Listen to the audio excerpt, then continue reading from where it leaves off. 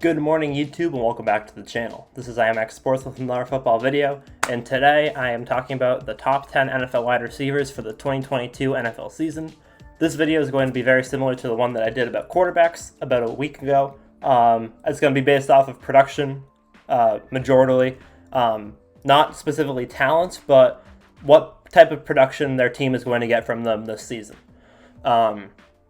I think that this is going to be an interesting year with all the moves and all the changes.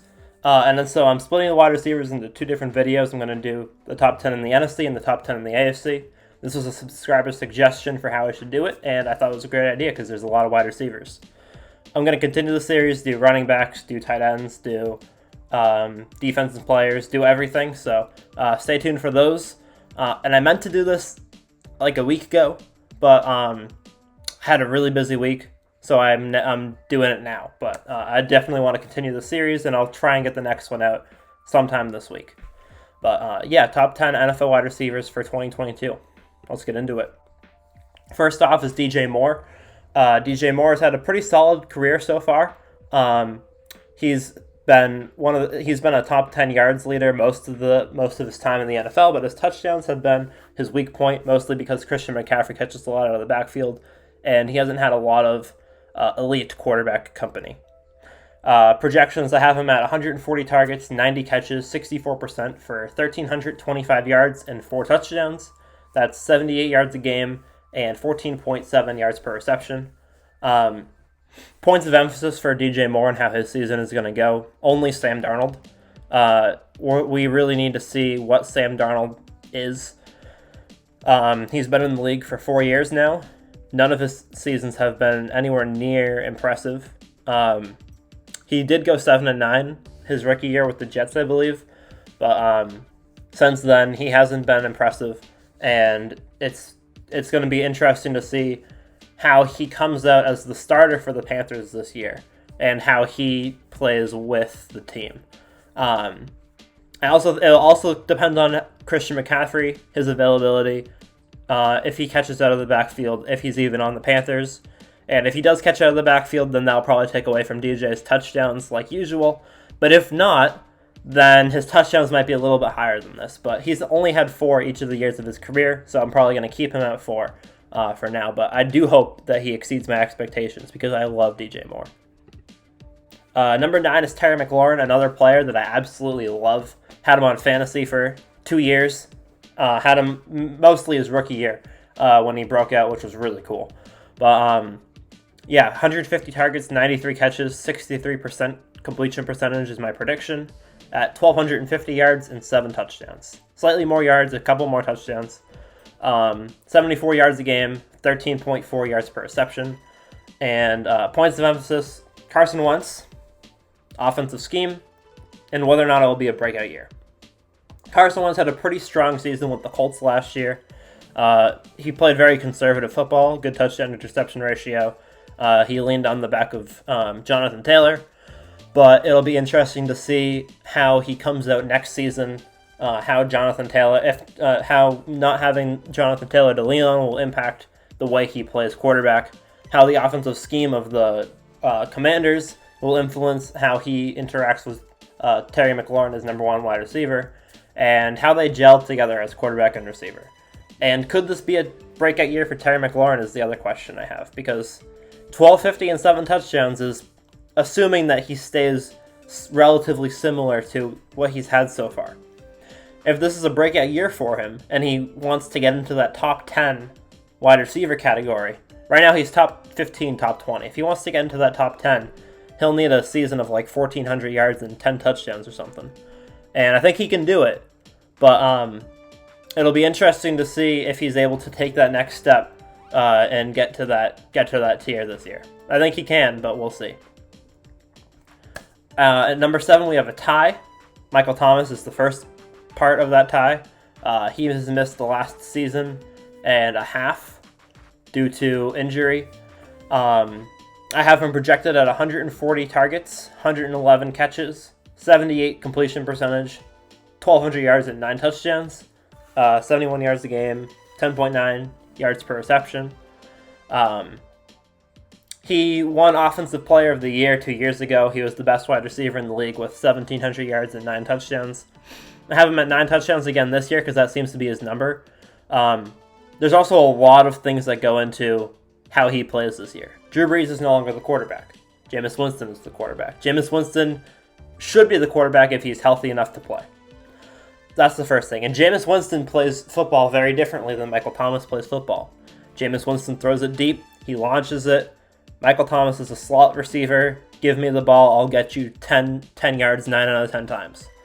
So that will be an interesting dynamic to follow. How will they work well together? Will they work well together? Will they not? Will Michael Thomas start doing more deep balls? Will Jameis Winston start dumping it off more? How will Alvin Kamara play into this dynamic? Because Kamara had a great start to the season last year before Jameis Winston got injured. And how does Jarvis Landry fit into this dynamic? Because Jarvis Landry is a deep threat. And if Jarvis Landry gels with Jameis more than Michael Thomas does, then we could see Jarvis Landry on this top 10 list instead of Michael Thomas. So it'll be interesting to see how those three work together. I think 1,200 yards and 9 touchdowns is a very reasonable prediction. I don't think it's anything too crazy. I don't think it's underselling Michael Thomas in any way. So it'll also be interesting to see how he recovers from injury and if he stays healthy. So tied with him is A.J. Brown.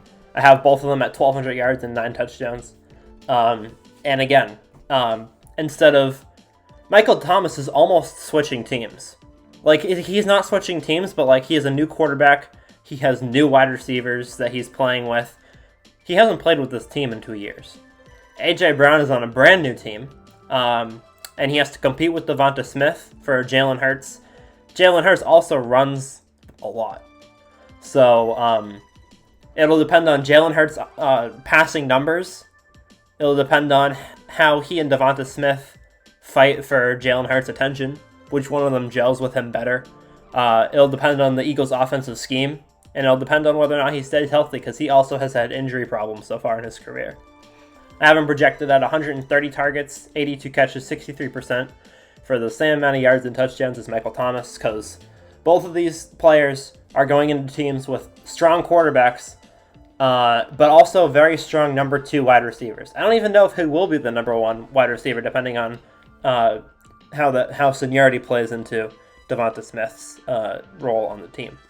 But it'll be interesting to see how both of these teams work on the passing side of the football, and if Devonta Smith or Jarvis Landry can have a breakout year and be the number 1 guy on their team.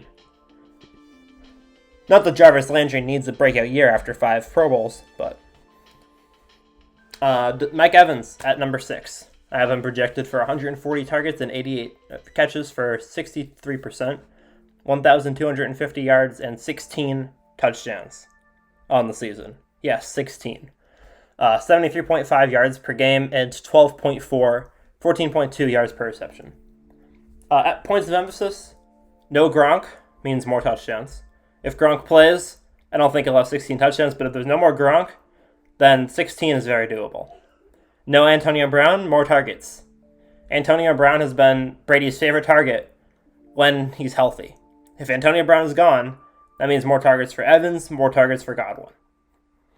Also, will he stay Brady's number 1 target? They got Russell Gage from the Falcons. Cyril Grayson had a but he had a mini breakout year last year. He had a great finish to the season. Chris Godwin is always Chris Godwin. So I think Mike Evans' yards should go up from the last couple of years because Gronk and Antonio Brown are gone. But other guys will definitely step up. So we'll see how that all plays out. And I think that he'll have a very solid season. I think he will. Number 5 is everyone's favorite, Amon-Ra St. Brown. I have Amon-Ra St. Brown getting 130 catches on 180 targets for 72 completion percentage, 1,400 yards, and 11 touchdowns. 82.3 yards per game, 11 yards per reception. Amon-Ra St. Brown had a fantastic end to his rookie season. He had a great second half of the year. He had a good first half of the year too, but he had a fantastic second half of the year. Anyone who was a fantasy owner who had Amon-Ra St. Brown, you were playing him in your Super Bowl. But the Jared Goff's consistency is one issue with him. DJ Chark joining the Lions could be fighting for some competition. Also, TJ Hawkinson's still there, who's going to get a bunch of touchdowns. And we'll see if he'll develop his red zone threat ability more this year. He was mostly a bulk yardage receiver last year. I think that his red zone threat depth will develop a lot this year, and I think that he'll work well with Jared Goff and DeAndre Swift to get into the red zone more so that he can get more touchdowns. So I think that he'll have a very solid year this year. He could even do better than this next year, but I think that 1,400 yards and 11 touchdowns is not an unreasonable prediction on either side. At number 4, we have Justin Jefferson. I have Justin Jefferson projected at 165 targets, 115 catches, 70% completion percentage, 1,750 yards and 9 touchdowns, 103 yards a game, 15.2 yards per reception. Points of emphasis, KJ Osborne. He had a great year last year, rookie year. I think that KJ Osborne could have a breakout year as their number 3 wide receiver. Kirk Cousins' consistency. Kirk Cousins has been inconsistent. Also, Dalvin Cook's availability. If Dalvin Cook is more available and is more of and continues to be that red zone threat, then that could bring down the touchdowns as well. And the question about whether or not Jefferson will be a top red zone threat in the league. He hasn't. I think he might have recorded. I think he got 10 touchdowns last year. I haven't looked at the stats in a week. I believe he got 10 touchdowns last season, which is not bad. But Adam Thielen is still their number 1 red zone target for wide receiver. KJ Osborne had a breakout year last year. Had a great rookie season. Not a breakout year. Great rookie season last year. And Dalvin Cook is still an amazing red zone threat. So I think Justin Jefferson could have the highest production of any wide receiver and definitely has the potential to be first team All-Pro next year. The only thing holding him back is touchdowns, and I think that he could, if he develops that red zone threat into his game even more, then he could be that number 1 wide receiver in the league next year. But it's too early to tell in my opinion, and I think that his yardage is going to continue to increase and be insane. Number 3, I have Cooper Kupp. Couldn't really put him any lower than here.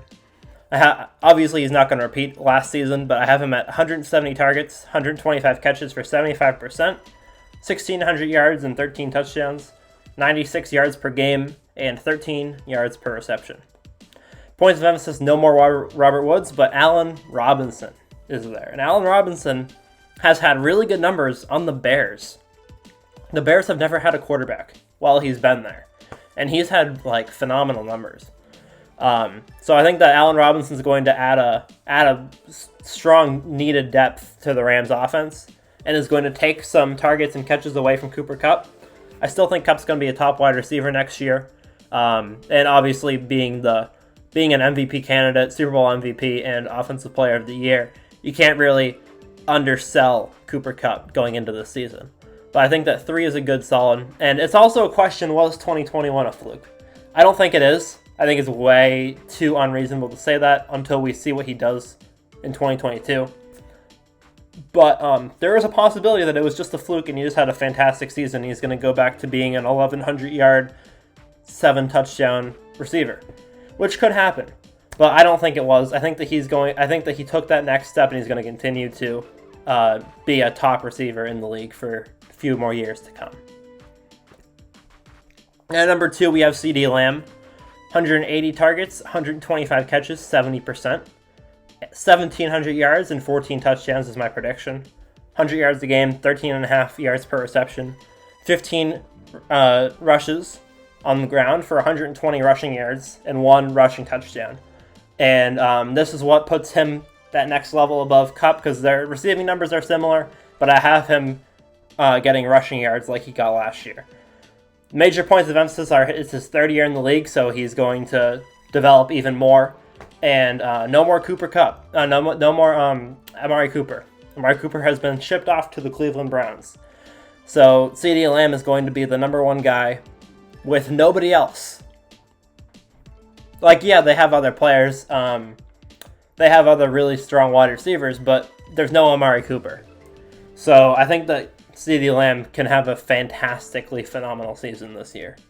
being the number one guy in Dallas with Dak Prescott and no Amari Cooper, he could. I think that it would be disappointing if he has any less than 1,500 yards, unless he gets injured. If he has any less than 1,500 yards, I will be disappointed. I really will be. I think he'll have a phenomenal season.